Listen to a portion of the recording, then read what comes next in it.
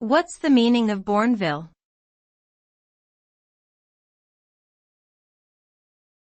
Bournville.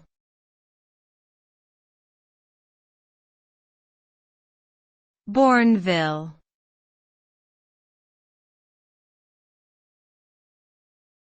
Bournville.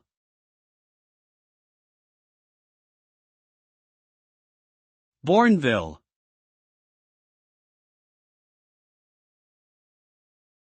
Bournville is a place located in Birmingham, England. It was founded by George Cadbury in the late 1800s as a model village to provide better living conditions for his workers. The name Bournville comes from Bourne, which means small stream, and ville, which means town in French. Today, Bournville is still known for its chocolate heritage, as the Cadbury factory is still located there and offers tours to visitors. The community also focuses on sustainability and maintaining a strong sense of community. Overall, Bournville is a historic and unique place that embodies both the past and present.